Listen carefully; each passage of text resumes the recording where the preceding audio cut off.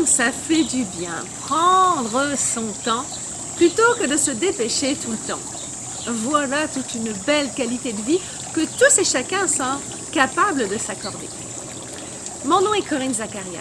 Je suis docteur en psychologie, psychologue du travail et psychodramatiste. Et ma grande spécialité, c'est la résilience. Mais pas n'importe quelle résilience. Cette résilience qui permet de revivre du bien-être, de revivre, comment je dirais ça, une capacité d'avoir du plaisir dans la vie, parce que c'est possible. C'est possible dès l'instant où on rentre dans cette dernière phase qu'on va appeler la croissance post-traumatique, qui pour moi est un aboutissement d'une résilience efficace. Enfin bon, tous ces détails théoriques, vous pouvez les retrouver sur mon site web et dans d'autres capsules. Je vous propose ici une nouvelle série de capsules qui va parler de résilience au quotidien. Pourquoi au quotidien? C'est important. Pourquoi il faudrait être capable, du jour au lendemain, d'employer les meilleures stratégies lorsque l'on vit des difficultés sans avoir jamais eu à les pratiquer? C'est un petit peu curieux. Les alpinistes, pour pouvoir monter le mont Everest, dites-vous qu'ils ont quand même tenté avant cela d'autres montagnes, ils ont pratiqué, ils ont même fait des exercices qui n'ont pas tellement de rapport avec les montagnes au départ. Les astronautes, c'est la même chose. Toute personne qui tente de relever un défi va d'abord développer des ressources autour de plusieurs défis, plus ou moins différents, pour pouvoir adapter son corps et ses manières de réagir. Et c'est la même chose en résilience. On se rend compte que les personnes qui vivent justement de la croissance post-traumatique ont adopté un mode de vie tout à fait différent, observent les choses de manière tout à fait différente et les envisagent différemment.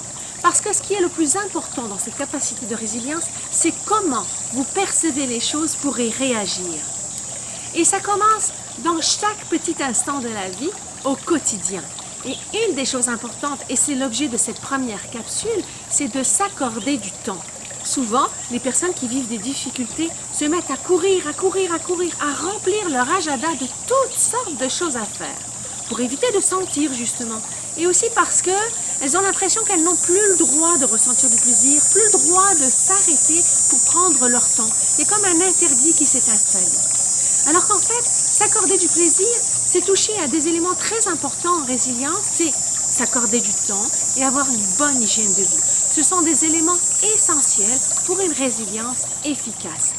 S'accorder du temps, on devrait pouvoir faire ça tous les jours.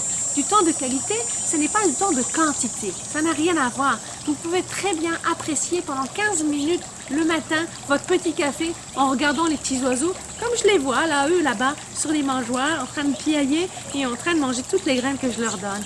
Ou apprécier toutes les fleurs, comme celles qui sont derrière, par exemple. L'environnement. L'été, c'est beaucoup plus facile que l'hiver, on s'entend. Profitez-en. Surtout, si vous vivez des choses difficiles, prenez le temps de vous arrêter quelques instants pour savourer ce qui vous a toujours fait plaisir et que vous avez tendance à mettre de côté. Parce que ces éléments-là vont remplir votre petit sac de bonheur qui va pouvoir compenser un peu le petit sac ou le gros sac de malheur, qui sont deux sacs totalement indépendants. Ce n'est pas parce qu'on va vider le sac de malheur ou s'attendre à ce qu'il n'y ait plus de malheur qu'on va vivre plus de bonheur. Ça n'a pas de rapport, malheureusement. Et en plus, il y a une injustice dans la vie, c'est que le bonheur, le niveau de bonheur, le degré de bonheur est ressenti différemment d'une personne à l'autre. Mais ça se travaille et c'est accessible à tout le monde. Alors voilà, je vous invite à prendre votre temps, à vous installer tranquillement et à savourer quelques instants, une fois par jour, pour pouvoir remplir votre sac de ressources de résilience. Je vous remercie. Je vous dis à bientôt dans une prochaine capsule dans cette série de résilience au quotidien. Et je retourne savourer le temps puisque nous avons tellement du beau temps.